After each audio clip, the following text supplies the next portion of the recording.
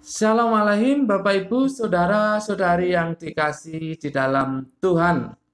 Kita berjumpa kembali untuk belajar firman Tuhan. Mari kita berdoa.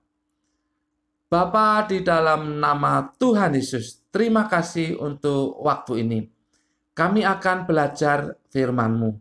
Kami mohon Roh Kudus yang menolong kami, sehingga kami bisa memahaminya. Dalam nama Tuhan Yesus. Amin. Bapak, Ibu, saudara-saudari yang dikasihi dalam Tuhan, hari ini Jumat 14 Agustus 2020, kita akan belajar dari Yosua pasal yang ke-15 ayat 16 dan 17. Yosua pasal yang ke-15 ayat 16 dan 17. Judulnya adalah Teladan Kaleb bagian yang ke-9, yaitu setia pada janji. Teladan Kaleb bagian yang ke-9, yaitu setia pada janji. Bapak, Ibu, saudara-saudari yang dikasihi dalam Tuhan, menarik untuk memperhatikan pelajaran berseri tentang teladan Kaleb, khususnya bagian yang ke-9 ini. Sebab sepertinya Kaleb sendiri meneladani Tuhan. Dalam hal ini adalah mengenai kesetiaan pada janji. Perhatikan lebih dahulu tentang Tuhan. Tuhan sudah berjanji kepada Abraham bahwa keturunannya, yaitu bangsa Israel, akan menduduki dan memiliki tanah Kanaan. Dan Tuhan menggenapi janjinya itu. Di bawah pimpinan Yosua, bangsa Israel sanggup menyeberangi Sungai Yordan, lalu mengalahkan bangsa-bangsa di situ dan mendudukinya, serta memiliki tanah Kanaan. Tuhan setia kepada janjinya. Dia menggenapi janjinya. Bagaimana dengan Kaleb? Kaleb juga mengucapkan janji. Perhatikan ayat yang ke-16. Lalu berkatalah Kaleb, siapa yang menggempur Kiryat Sefer dan merebutnya, kepadanya akan kuberikan Aksa anakku menjadi istrinya. Siapa yang bisa menggempur dan merebut Kiryat Sefer akan diberikan Aksa kepada orang itu untuk menjadi istrinya. Itu janji Kaleb. Bapak, Ibu, saudara-saudari yang dikasihi dalam Tuhan, Kiryat Sefer atau Debir itu pernah dikalahkan oleh Yosua. Tetapi entah kenapa tanah itu kembali kepada orang-orang Kanaan. Ini memperlihatkan betapa kuatnya bangsa Kanaan sehingga sanggup merebutnya kembali. Sepertinya Kaleb tidak sanggup untuk melawannya.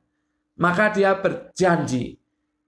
Lihat sekali lagi janjinya, bahwa dia akan memberikan Aksa anaknya untuk menjadi istri bagi orang yang sanggup merebut Kiryat Sefer. Luar biasa janji ini. Tapi hal itu adalah hal yang biasa pada saat itu. Orang tua menentukan pasangan bagi anaknya itu hal yang biasa. Contohnya, kita lihat bagaimana Ishak dicarikan istri oleh Abraham melalui hambanya. Ya, melalui hambanya. Hambanya disuruh pergi ke saudaranya di Haran dan kemudian mengambil seorang putri di sana untuk menjadi istri Ishak. Itu hal yang biasa. Jadi ketika Kaleb berjanji untuk memberikan Aksa bagi orang yang bisa mengalahkan Debir atau Kiryat Sefer itu, janji untuk memberikan Aksa menjadi istrinya itu hal yang biasa. Kaleb menggenapi janjinya. Perhatikan ayat 17. Dan Otniel, anak Kenas saudara Kaleb, merebut kota itu.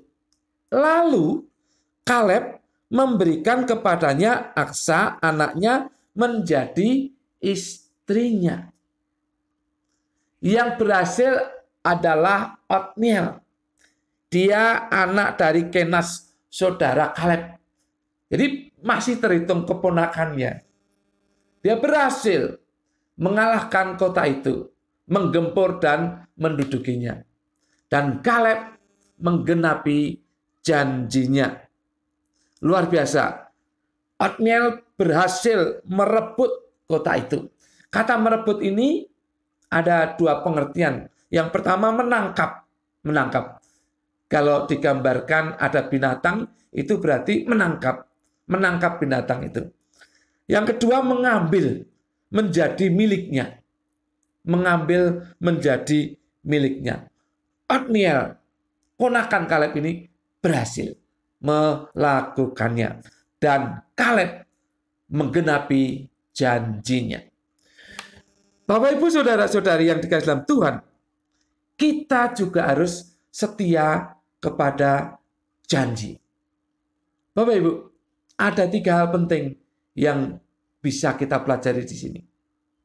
Yang pertama, jangan berjanji kalau kita tidak sanggup menggenapinya.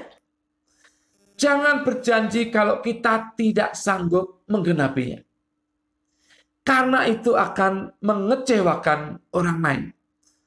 Itu akan menjadi batu sandungan bagi orang lain. Apalagi Anda dan saya adalah orang percaya. Yang ketika berjanji harus menggenapinya. Sehingga orang lain diberkati. Tetapi kalau kita tidak sanggup untuk menggenapi janji itu, ya jangan berjanji sebelumnya. Karena itu akan menjadi batu sandungan bagi orang lain. Yang kedua, janji kepada manusia harus digenapi supaya kita bisa menjadi berkat. Sekali lagi, tidak menjadi batu sandungan. Yang ketiga, janji kepada Tuhan harus digenapi supaya kita tidak dihukum. Janji kepada Tuhan harus digenapi supaya tidak dihukum. Bapak, Ibu, saudara-saudari yang dikasihi dalam Tuhan, mari kita perhatikan.